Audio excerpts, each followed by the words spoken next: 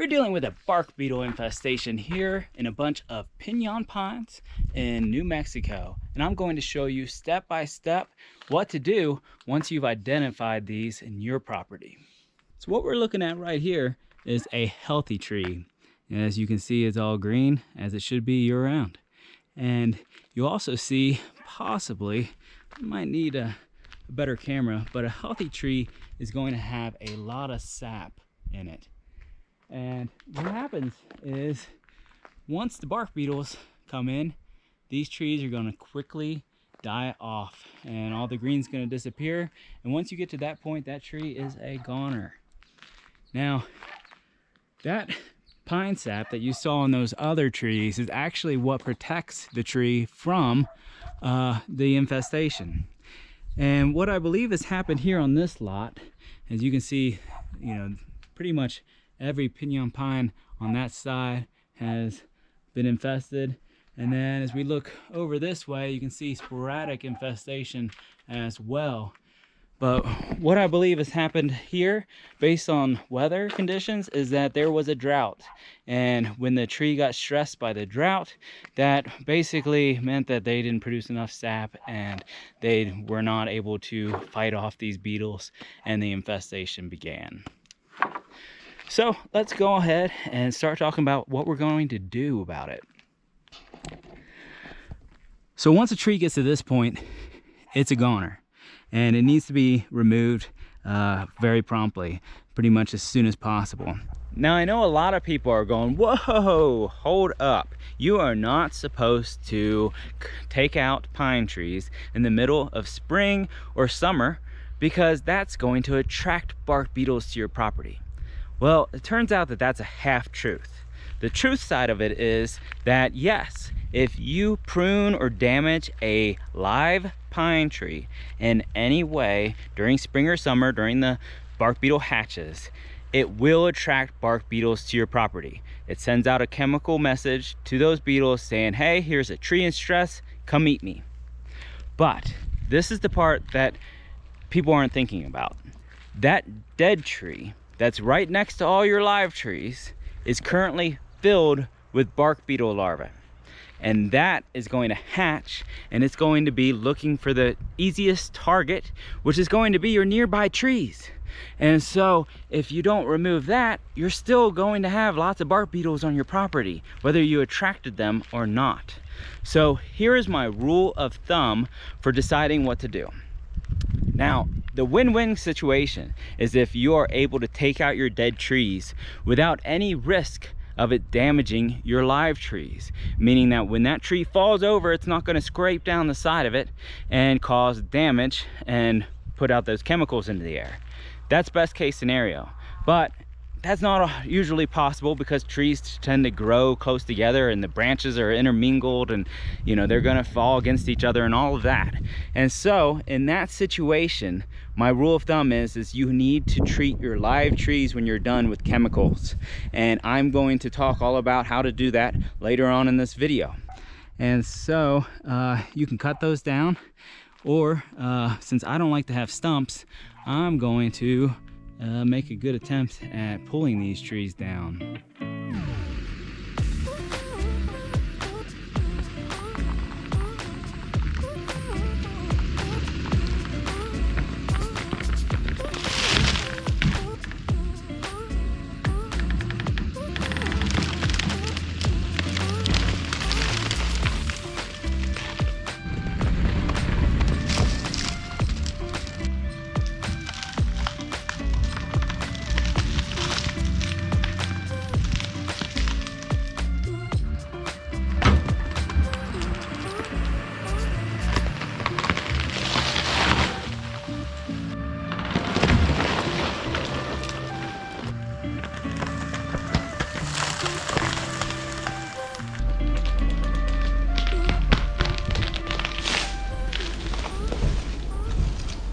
If you have a big enough truck, I really don't understand why more people don't just pull trees down.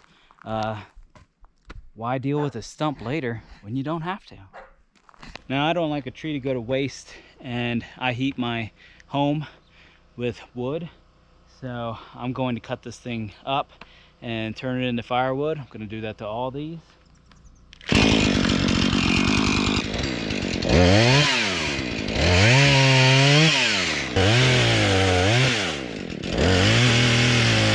Cutting down these trees and cutting them up for firewood is not going to get rid of these bugs. That is just the first step. So I'm going to go through a whole bunch of different methods that are effective in getting rid of these bugs. Now, one, of course, would just be to burn them. So you don't have a big bonfire. Unfortunately, where I live in the Southwest, it's fire season, and there is absolutely no way I'm burning any of this. Another very effective method is to use a chipper. And so if you can either rent one or if you happen to own one, throw all this stuff through the chipper and it will mechanically get rid of all the larvae and all the adult bugs. In fact, I am going to do that with a lot of these branches and things that are coming off these trees. I'm going to make a pile out here by the road, and lucky for me, my community periodically comes around and will chip up things for you. Now, you do want to chip or get rid of these things as quickly as possible because the bugs will migrate after coming down. Let's go through some other methods. This is more work than I'm willing to put in, but you can debark your firewood. You know, maybe take a draw knife and run it down the tree before you cut it up, and that will get rid of your risk of any larvae or anything like that being in there. And then, of course, I'd probably just burn that bark just in case. But that is one option. It's just not the one I'm gonna do. I don't feel like this is the best option, but if you live somewhere with strong sun, you can take your firewood and spread it out, probably a little more spread out than what I have here. I really just kind of threw this here as a demonstration. But if you have a place away from pines, you can spread out your firewood so that the sun will overheat this wood and kill off the bugs inside. While spreading your firewood out in the sun may kill the beetles and their larvae, there's a much better method, and that's actually the method that I'm going to be using with my firewood. And what it is I'm going to create a solar oven that's going to bake that larvae so that they can't survive. And so I'm starting to set it up right now. It's best if you can get your wood up off the ground in some way. And so that's what these pallets are there for, that because the ground won't, basically it keeps the temperature too low. But what I'm going to be doing is I can stack this 3 to 4 feet high. Don't want to go too big because, again, the whole point is for the sun to make this get to about 120 degrees, which is what's needed to kill off that larvae. And so I'll make small piles. I'll make sure that air can get around the wood as best as possible. I'll actually keep this tarp kind of lifted up off the top of the stack when I get done. But anyway, I'm starting it now, and you can kind of see that I'm wrapping the back of it underneath the pile. And my goal is to fully encapsulate this so that all the heat stays in from the sun, and any bugs that try to find their way out within the next week or so before that oven gets going won't be able to make it out. Got my firewood pile all wrapped up. One thing I will say is, if you can find one, I would recommend a clearer plastic tarp than what I have here, something more opaque, as that'll help it heat up under there a lot faster. I bought this one at Harbor Freight, and I was looking for something pretty thick. I was actually looking for 6 mil, ended up buying 4 mil, and I think it's gonna hold up decently for the next couple months that I'll need it to hold up. But I'm going to see if I can find anything better on Amazon that looks clearer than this, and if so, I'll put it in my video description. After you get done cutting up your firewood, you may be worried about all these little twigs and stuff that's going to be left over. You might be thinking, oh my God, I have to pick all these up because I don't want bugs attacking my healthy trees. Well, good news, the bark beetles, they will not be in any twig less than 1 inch in diameter. And so as long as you pick up all the bigger stuff, you're gonna be okay. And for anything that's between 1 and 3 inches in diameter, it's possible that they might be in this, but also highly unlikely. But anyway, I would still pick up anything between 1 and 3 inches, but anything less than that, don't worry about it. I just took out a tree that was right here, and what you may notice is that up in the twigs where that tree's foliage was touching all the surrounding healthy trees, you can see browning because the bugs have made the jump to these other trees. So this is a critical point where, to save these trees, I need to remove where those bark beetles have already infested it. So what I'll be doing is removing every single branch that's showing browning on these nearby trees.